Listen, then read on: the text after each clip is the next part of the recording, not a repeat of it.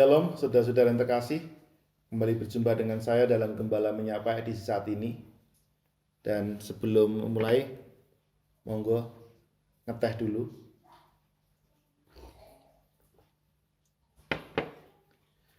Menemani saudara dalam menjalani kehidupan, mari bersama kita menghayati firman Tuhan yang saat ini kita terima dari pembacaan dari Yeskiel 34 ayatnya yang ke-17 sampai dengan 23. Yeskiel 34 ayat 17 sampai dengan 23. Tetapi saat ini hanya akan saya bacakan di ayat 20, 21 dan 22. Yang demikian firman Tuhan. Oleh sebab itu beginilah firman Tuhan Allah terhadap mereka.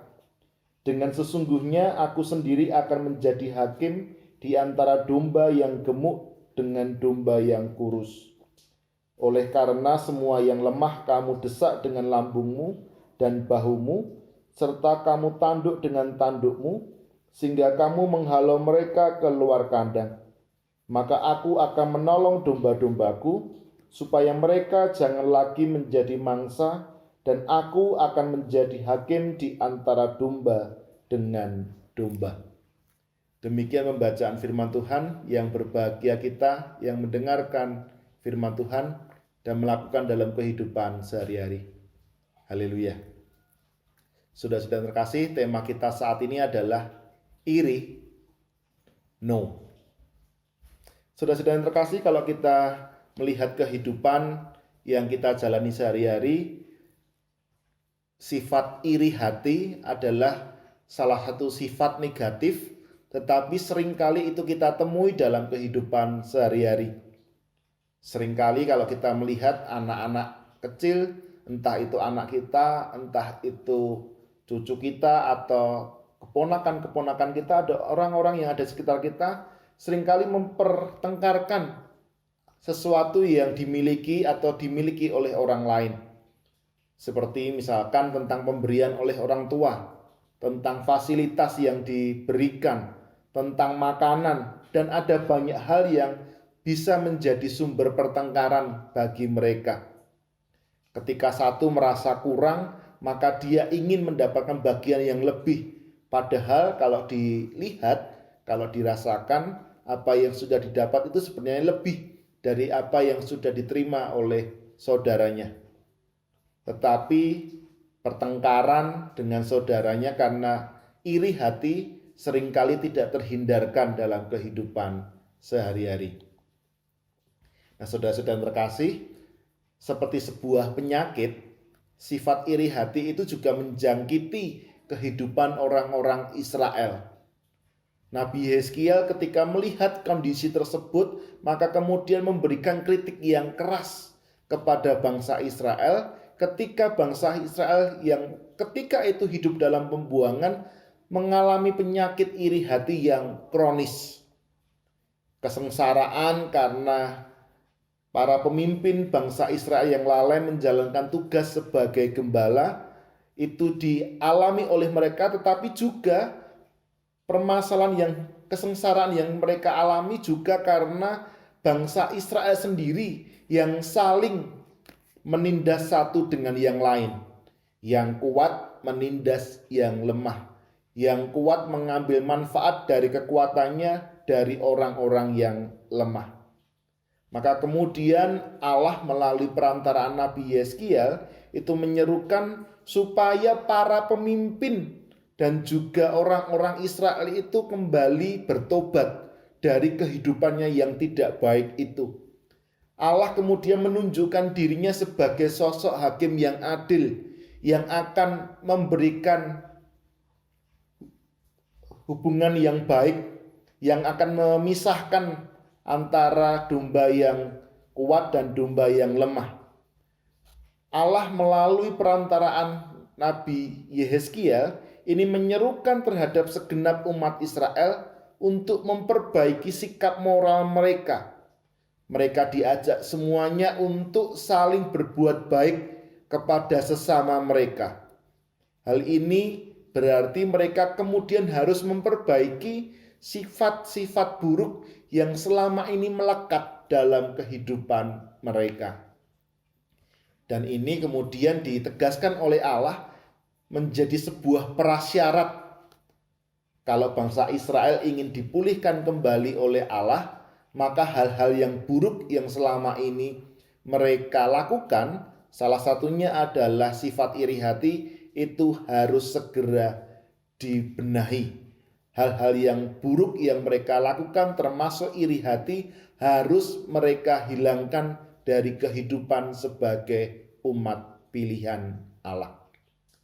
Saudara-saudara yang terkasih, sadar atau tidak sadar, seringkali virus iri hati ini virus yang menjangkiti kehidupan kita sebagai manusia dan seringkali menguasai hati dan kehidupan kita. Hal itulah yang membuat kemudian ketika virus iri hati ini menghinggapi kehidupan kita, membuat kita ini tidak lagi bisa menghayati, merasakan, menyadari akan kasih dan pemeliharaan Allah yang nyata di dalam kehidupan kita.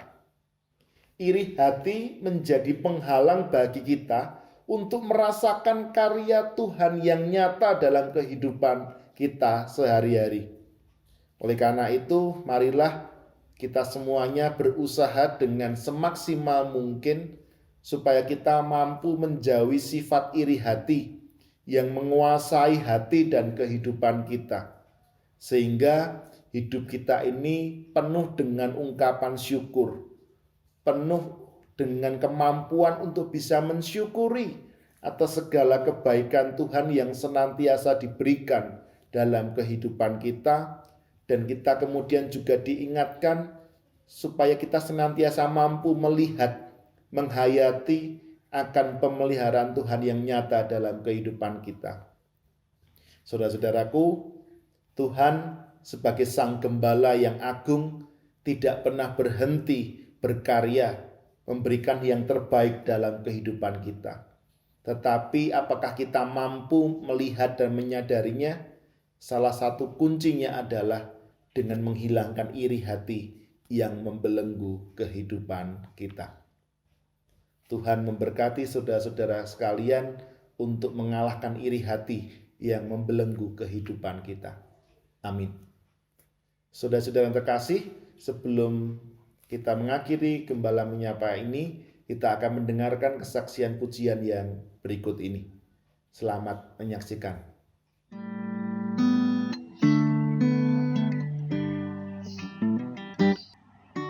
Ing jagat kang peteng krono dosa, kathah tiyang kang gresula, karono panandang samyong gresah, miwah sembah ing manah.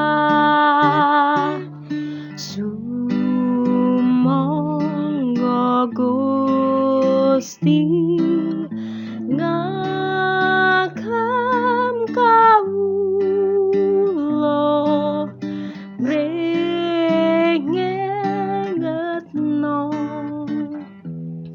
para kanca sengkot makarya lawan kodo dados berkah tumrap tiyang kathah, ngundangno Injil kraton ing swarga kinandiya pandonga mrih luar saking kuasaning dosa wah kesangyo sembodo sumangga Gusti ngagem kawula mrih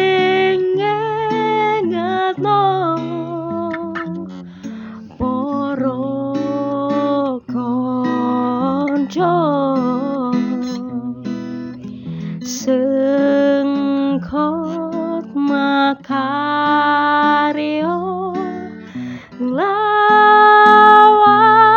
kudo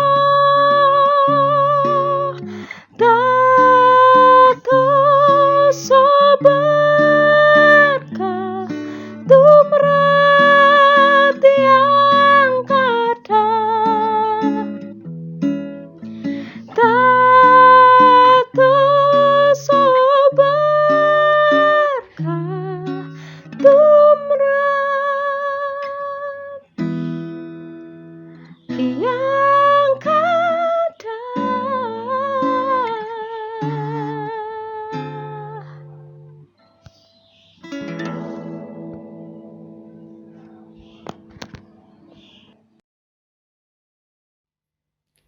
Saudara-saudara yang terkasih, demikianlah Gembala Menyapa saat ini, tetapi mari terlebih dahulu kita mohon berkat Tuhan di dalam doa. Mari kita berdoa. Ya Tuhan, kami bersyukur saat ini Engkau mengingatkan kami semuanya terhadap sebuah hal yang berat yang seringkali tidak kami sadari dalam kehidupan kami, yaitu virus iri hati. Tuhan mampukan kami untuk mengalahkan virus iri hati ini, sehingga kehidupan kami semakin dimampukan untuk melihat kebaikan Tuhan dalam kehidupan kami. Tuhan, dengan kekuatan diri kami sendiri, maka mustahil bagi kami untuk bisa mengalahkan iri hati yang mungkin selama ini sudah membelenggu kehidupan kami. Oleh karena itu kami mohon Roh Kudus-Mu berkarya dalam diri kami, sehingga kami yang penuh dengan kelemahan ini dimampukan untuk mengalahkan virus iri hati ini. Semua ini kami naikkan di dalam nama Tuhan kami, Yesus Kristus. Amin. Saudara-saudara yang terkasih, demikianlah Gembala Menyapa edisi saat ini, dan kita akan berjumpa dalam Gembala Menyapa edisi berikutnya. Jangan lupa untuk like, subscribe, dan share video ini supaya menjadi berkat bagi lebih banyak orang. Tuhan memberkati saudara-saudara sekalian. Amin.